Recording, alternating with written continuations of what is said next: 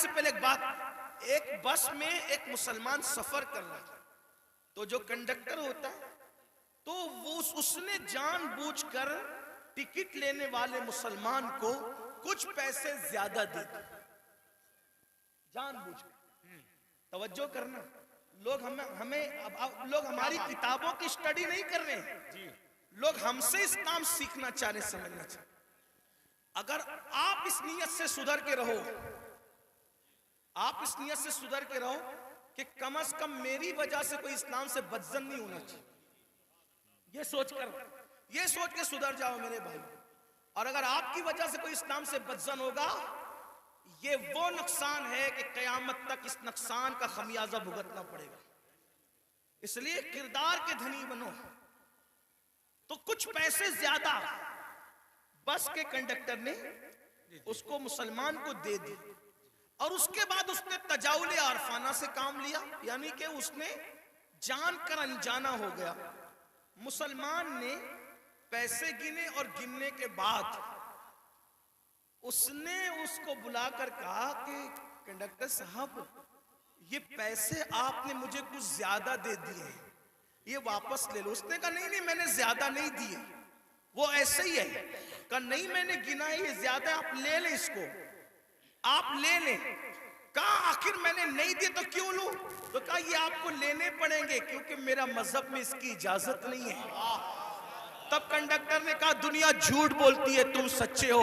लोग कहते हैं मुसलमान ऐसे होते हैं, मुसलमान वाकई ऐसे।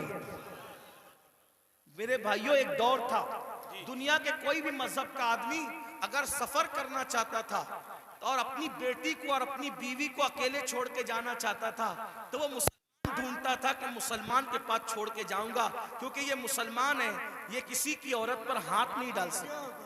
ये अपनी पहचान थी, अपनी अमानतें मुसलमान। आप देखें तारीख है ना, मक्के वाले हुजूर पे पत्थर भी मारते थे, और जब अमानत रखने की बात आती तो अबू जहल और अबू लहब के पास नहीं रखते थे। मालूम है कि ये डाकू लोग हैं। पत्थर जिसको मार रहे हैं उसी के पास अपनी अमानत रखने के लिए आ रहे हैं, क्योंकि जानते हैं कि ये मोहम्मदुर रसूलुल्लाह सादिक भी है, अमीन भी है, यहां से हमारी अमानत में खयानत नहीं हो सकती।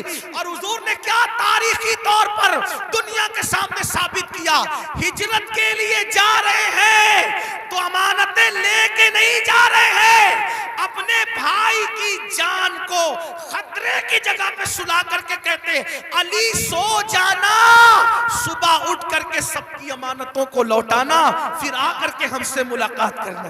देख रहे हैं आप, ये होता है किरदार, ये होता है इसीलिए बद्र में जो काफिर आए थे मक्के के गुंडे, वो हुजूर से आंखें नहीं मिला सके। क्यों? क्योंकि हुजूर उनकी अमानतें लेकर नहीं बल्कि अमानतें अदा करके बताया कि दुश्मन जान का दुश्मन भी हो, उसकी अमानत में भी खयानत मत करो। और आज तो मुसलमान का हाल ये, लोग मस्जिद मदरसे की रकम आज नहीं छोड़ना चाहते।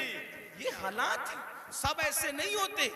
लोग जो है वो अभी सुनने में आता है हज का पैसा लेके भाग गए, उम्रा का पैसा ले।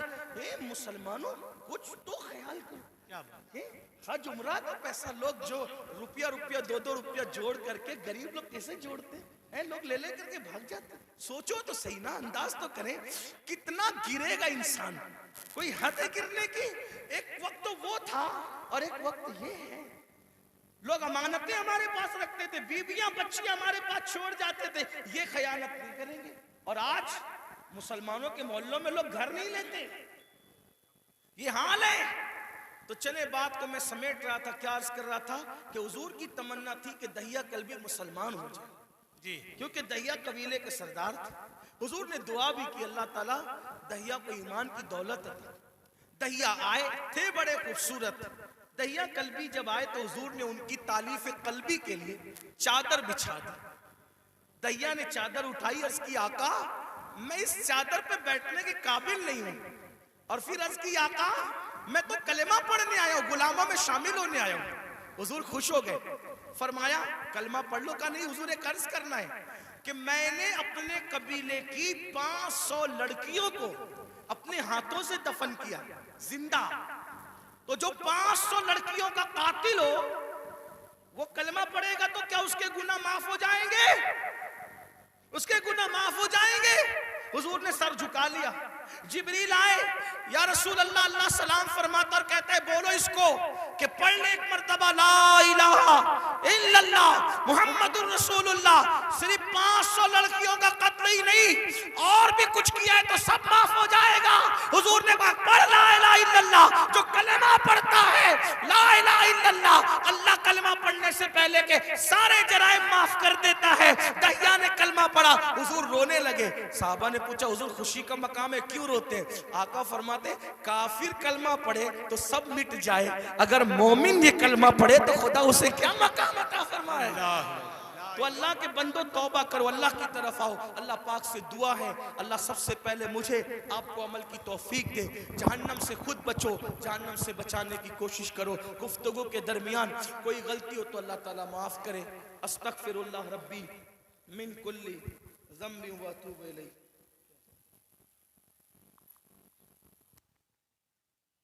इन्ना लिल्लाहि व इन्ना इलैहि। ये सच्ची